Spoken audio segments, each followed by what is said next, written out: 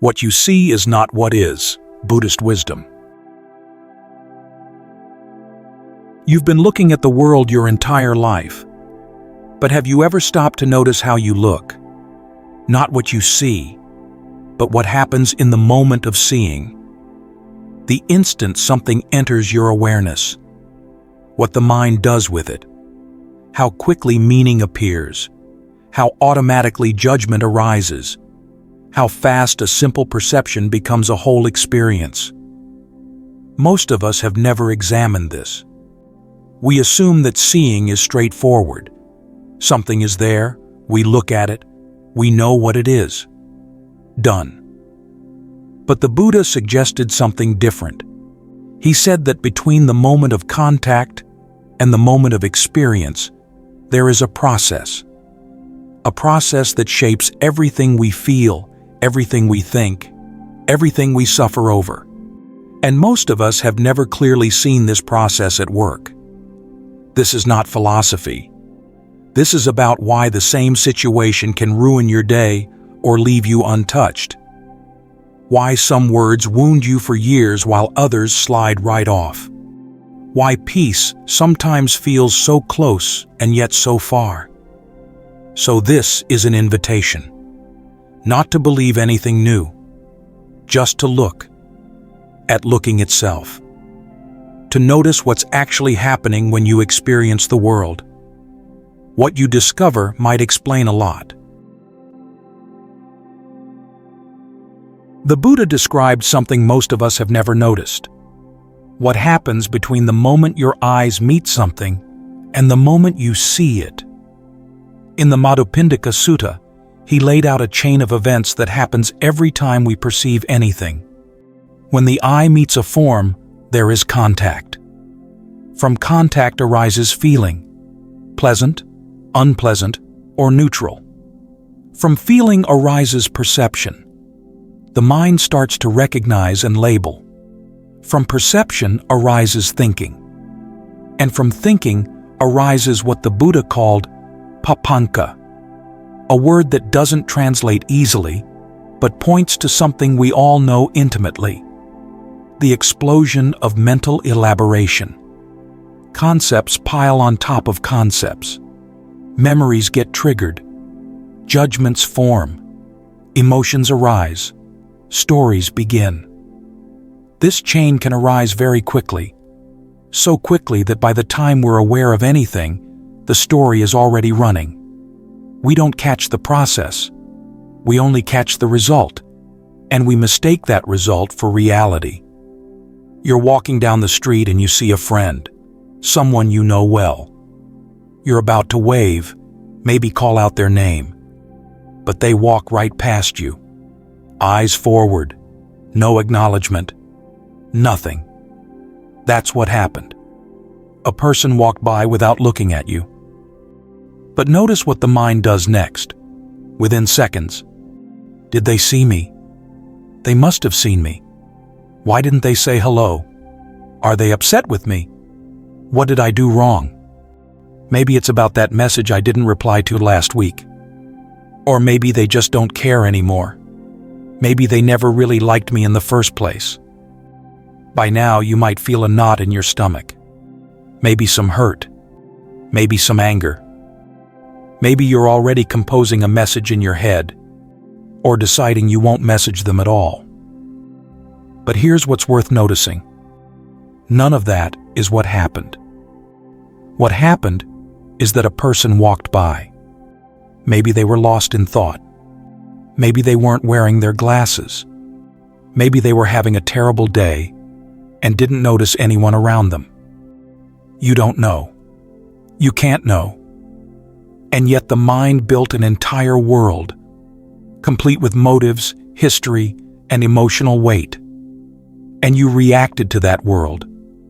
You felt hurt by something that may never have occurred at all. This is what the Buddha was pointing to. Not that the friend wasn't real. Not that the street wasn't real.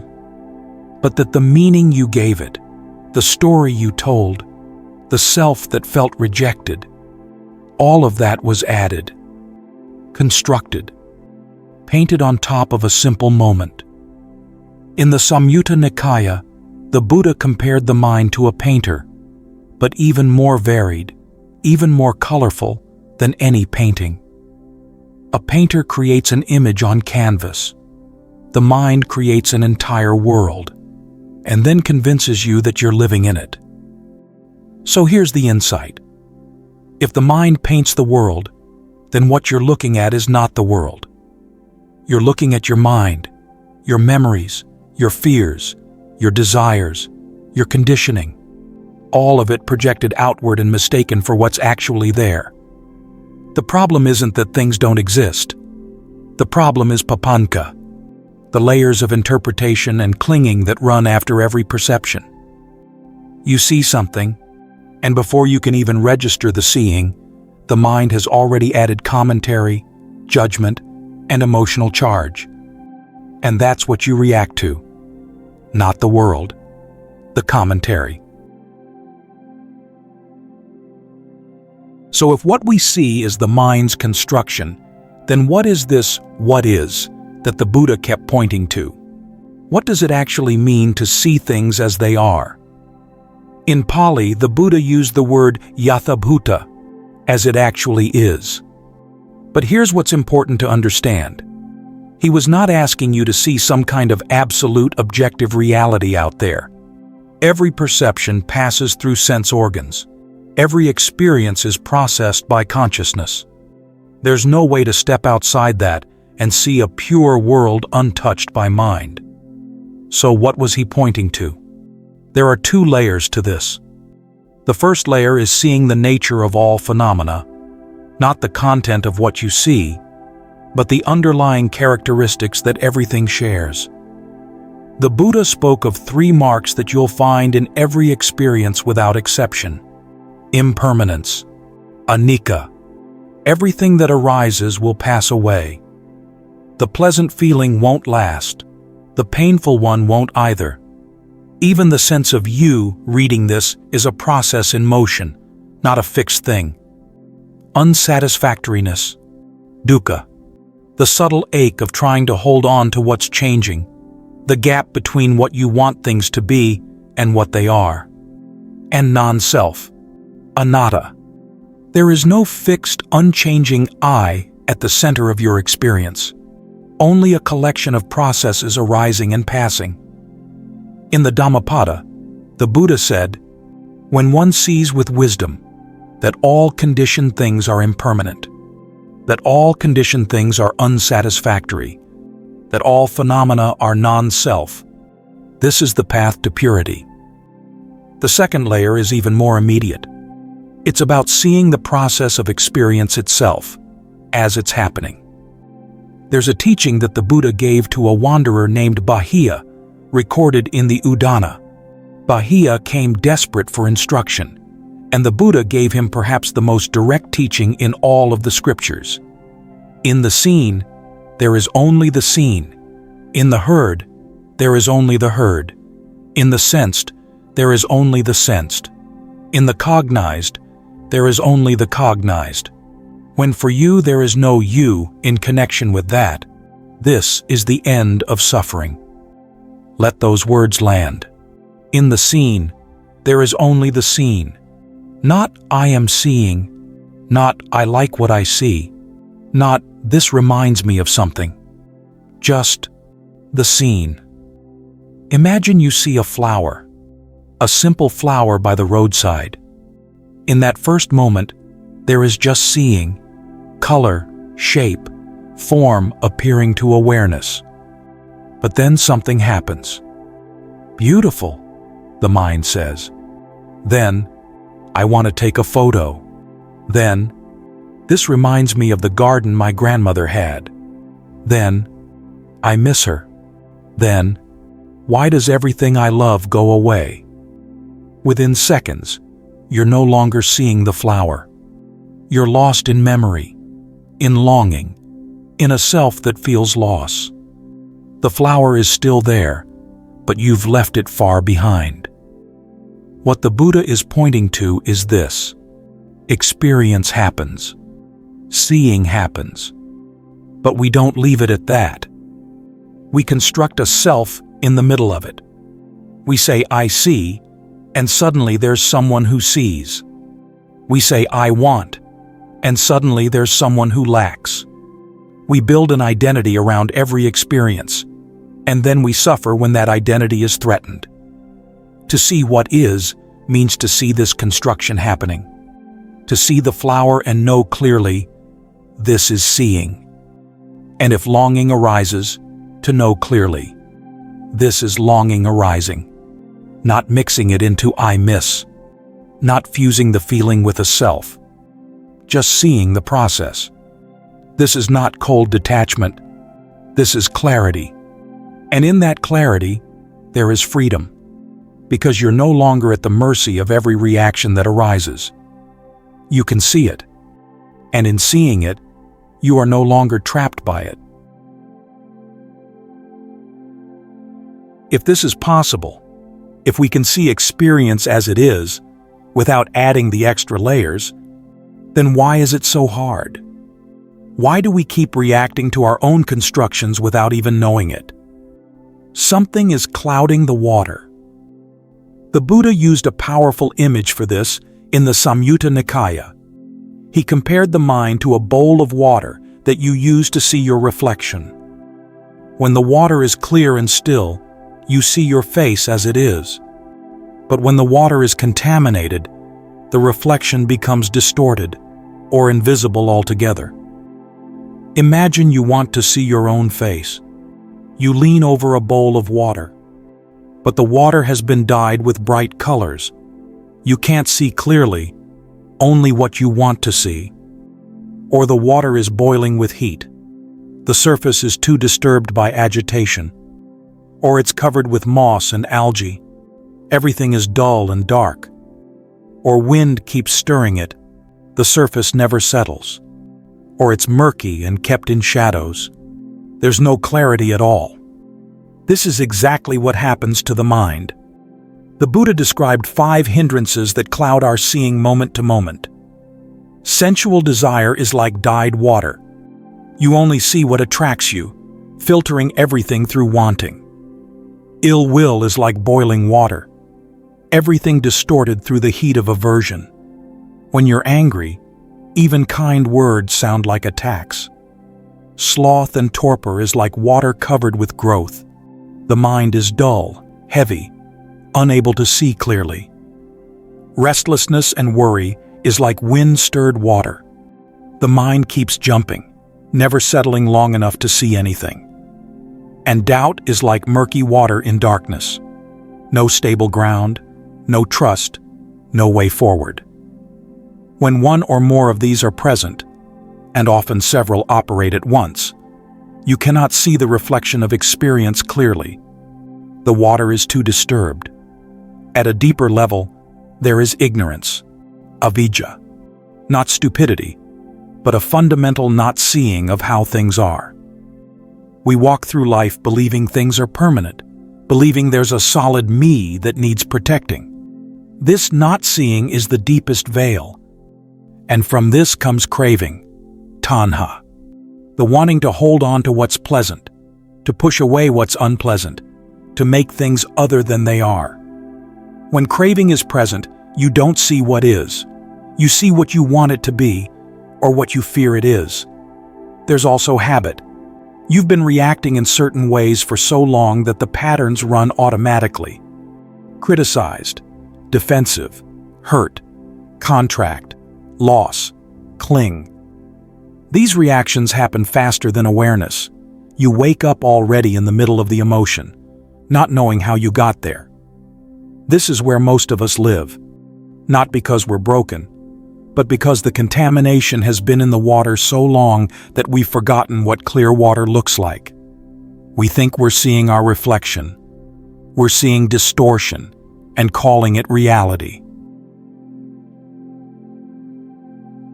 So how do we let the water become clear again? The Buddha didn't just diagnose the problem. He showed a way through. And the way is not complicated. It doesn't require special abilities. It requires something simpler, and in some ways harder. The patient practice of paying attention. Imagine someone says something that bothers you, a comment that stings. You feel it land in your chest. The heat starts to rise. This is the moment. Right here. Usually what happens next is automatic. The mind starts building. How dare they say that? They always do this. They don't respect me. I should say something back. No, I should just leave. But if I leave, they win. Why do people treat me like this? And you're gone. Lost in the story. Reacting to the construction, not to what actually happened. But there's another possibility. The Buddha's instructions in the Satipatthana Sutta are precise. When feeling a painful feeling, one knows, I am feeling a painful feeling. The first step is simply to stop, not to fix anything, not to make the feeling go away, just to stop and recognize something is happening. There is heat in the chest. There is a painful feeling. It's here. This sounds almost too simple. But think about how rarely we do it. Usually, the reaction and the response are fused. There's no gap.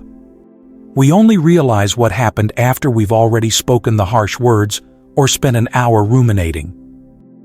The practice is to create a gap. Not a huge one, just enough to shift from being swept away to knowing that the sweeping is happening. There's a world of difference between being angry and knowing that anger is present. In the first case, you are the anger. There's no space. In the second, there's awareness that anger has arisen. The anger is still there, but you're not lost in it. And when you can see it, you notice something. It changes. The anger that felt so solid begins to shift. It intensifies, then weakens. It moves through the body. It's not one thing, it's a process. From here, you can start to see what the mind adds. The comment was made. That's what happened. But the story about disrespect, the memories of past hurts, the plans for retaliation, the narrative about people like them, all of that is addition. The mind painting on top of the moment. When you see this, you have a choice. You can follow the story, or you can return to what's actually here. A sensation in the chest.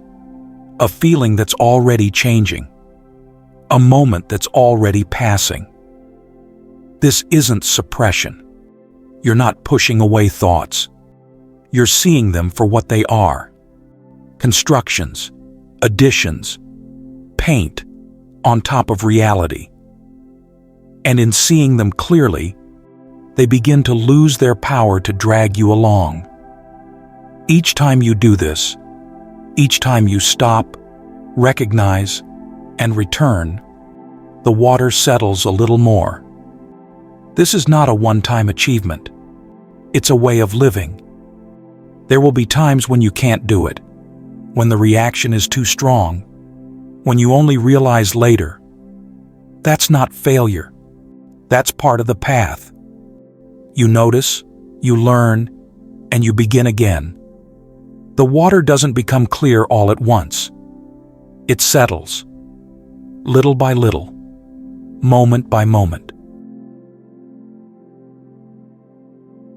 What you see is not what is, not because the world is an illusion, but because there's a process running between you and reality.